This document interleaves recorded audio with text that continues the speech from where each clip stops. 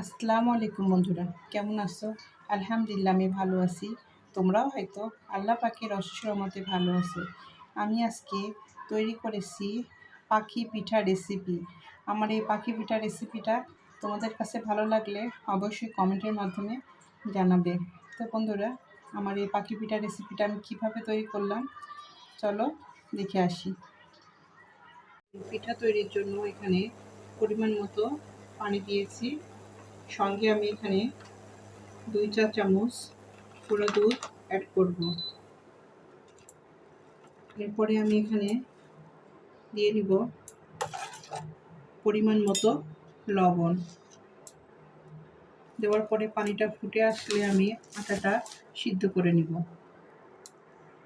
এখানে পানিটা ফুটে আসছে, আমি এখন এখানে পরিমাণ মতো আটাটা দিয়ে সুন্দর করে ডো তৈরি করে নিব। বন্ধুরা, আমি আজকে তৈরি করব পাখি পিঠা রেসিপি। পাখি পিঠা রেসিপির জন্য আমি আটাটা সুন্দর করে সিদ্ধ করে নিয়েছি। এখন আমি এভাবে কয়েকটা টুকরো করে নিয়েছি। এই টুকরোটা এখন আমি পাখির শেপ দিয়ে নেব। তো বন্ধুরা, দেখতে থাকো। এখানে আমি পাখি পিঠার জন্য এইভাবে লম্বা আকৃতির একটি ডো তৈরি করে নিয়েছি। এখন আমি এটা পাখির শেপ তৈরি করব। পাখির শেপটা তৈরি করার জন্য আমি এটা এভাবে নিয়েছি। তারপরে এটা আমি এই সাইড থেকে এভাবে বের করে নিয়েছি। তো এখন আমি এটা এভাবে পাখি শেপ তৈরি করে নিলাম। এরপরে আমি এটা ডেকোরেশন করে নিব। তো বন্ধুরা দেখো, দেখতে হুবহু পাখির মতো দেখাচ্ছে পিঠাটা কিন্তু।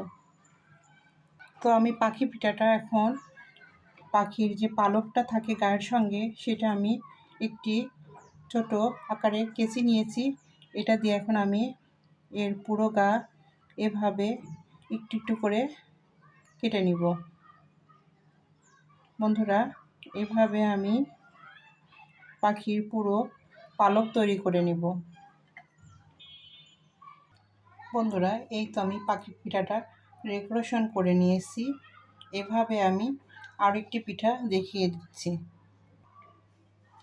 এভাবে লম্বা ডোটা এভাবে হাতের সাহায্যে সেট করে নিয়ে এটা এভাবে এই সাইড থেকে বের করে দিলে পাখির শেপটা তৈরি হয়ে যাবে। তো বন্ধুরা, আমি এভাবে সবগুলো পাখি পিঠা তৈরি করে নিব। বন্ধুরা, এখানে আমি পাখি পিঠাগুলো সবগুলো ডেকোরেশন করে নিয়েছি। আমি চোখের জন্য এখানে চকলেট পাউডার দিয়ে কিছুটা ডোর সঙ্গে মিক্সড করে চোখটা আমি তৈরি করে নিয়েছি। তো এখন আমি এই পিঠাগুলো ভেজে নিব। আমার এই পাখি পিঠা রেসিপিটা তোমাদের কাছে যদি ভালো লেগে থাকে তাহলে অবশ্যই একটি লাইক, একটি কমেন্ট, একটি শেয়ার করবে।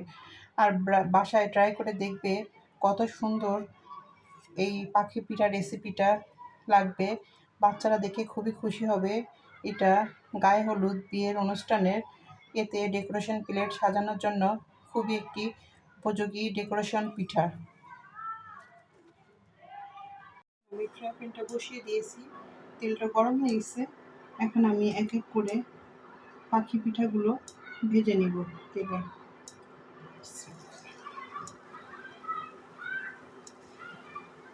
আমি পাখি পিঠাগুলো ব্রাউন কালার করে ভেজে নেব।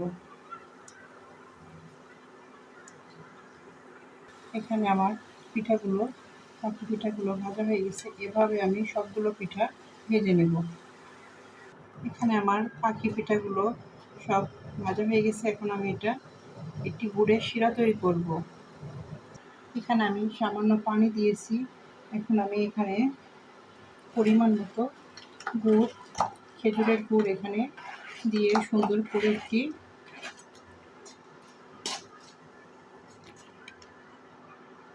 শিরা তৈরি করে নেব। এরপরে আমি এখানে দিব একটি এলাচ, ফ্লেভারটা ভালো হবে।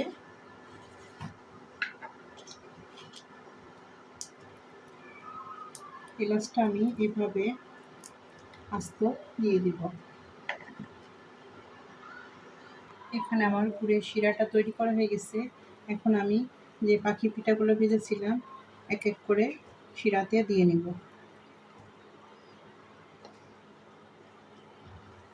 আমি এখানে শিরাতে দিয়ে 5 মিনিট ঢেকে রাখবো, তারপরে পরিবেশন পাত্রে তুলে নিব।